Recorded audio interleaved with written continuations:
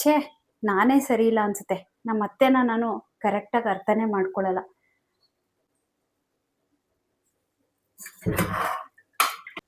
ಅತ್ತೆ, ಮಲ್ಗಿದ್ದೀರಾ?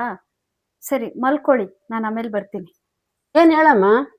ಒಂದಷ್ಟು ಹಳೆ ಬಟ್ಟೆಗಳಿತ್ತು, ಅದಕ್ಕೆ ಯಾರಿಗಾದ್ರೂ ಕೊಡೋಣ ಅಂತ ನೋಡ್ತಾ ಇದೆ.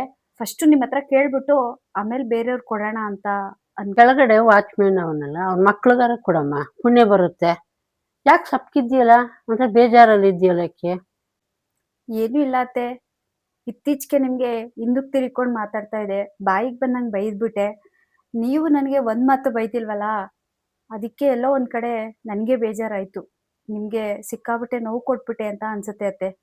ಅದೇ ಯೋಚನೆ ಮಾಡಿ ಮಾಡಿ ಸಿಕ್ಕಾಬಿಟ್ಟೆ ತಲೆನೋವು ಬಂದ್ಬಿಟ್ಟಿದೆ ಅತ್ತೆ. ಬೇಜಾರು ಮಾಡ್ಕೋತೀಯ? ನಿನ್ನ ಸೊಸೆ ಅಂತ ತಿಳ್ಕೊಂಡಿಲ್ಲ, ನನ್ನ ಸ್ವಂತ ಮಗಳು ಅಂತ ತಿಳ್ಕೊಂಡಿದ್ದೀನಿ. ನನ್ನ ಮಗಳು ಬೋದಿದ್ರೆ ನಾನು ಬಯಸ್ಕೊತಿರ್ಲಿಲ್ವೇನಮ್ಮ? ನೀನು ನನ್ನ ಮಗಳು ಕಣಮ್ಮ. ಅತ್ತೆ, ನೀವು ನನಗೆ ಮಗಳ ಸ್ಥಾನ ಕೊಟ್ಟಿದ್ದೀರಾ. ನಾನೇ ನಿಮಗೆ ಅತ್ತೆ ಅಂತಾನೆ ಅನ್ಕೊಂಡ್ಬಿಟ್ಟಿದ್ದೀನಿ. ಆದರೆ ನೀವು ಅತ್ತೆ ಅಲ್ಲ, ಎರಡನೇ ತಾಯಿ ಅಂತ ಇವತ್ತು ನನ್ನ ಕಣ್ಣು ತೆರೆಸಿದ್ರಿ ಅತ್ತೆ. ಸಾರಿ ಅತ್ತೆ. ಅಡುಗೆ ಮಾಡಬೇಕು, ಬಟ್ಟೆ ಮರ್ಚ್ಕೊಂಡು ಅಡುಗೆ ಮಾಡೋದನ್ನೇ ಮರೆತುಬಿಟ್ಟೆ. ಅಡುಗೆ ಮಾಡ್ತೀನಿ, ಆಮೇಲೆ ನಿಮ್ಮನ್ನು ಊಟಕ್ಕೆ ಕರಿತೀನಿ. ಅಡುಗೆ ಮಾಡಿದ್ದೀನಿ ಕಣಮ್ಮ, ಬಟ್ಟೆ ಒಗಿದ್ದೀನಿ, ಪಾತ್ರೆ ಬೆಳಗಿದ್ದೀನಿ, ಎಲ್ಲಾನು ಮಾಡಿದ್ದೀನಿ, ಕಸನೂ ಗುಡಿಸಿದ್ದೀನಿ. ನೀನೇನು ಯೋಚನೆ ಮಾಡಬೇಡ, ಹೋಗು ಊಟ ಮಾಡೋಗು. ಊಟ ಮಾಡೋಗಮ್ಮ, ಹೋಗು ಹೋಗು. ಸರಿ ಅತ್ತೆ, ಆಯಿತು.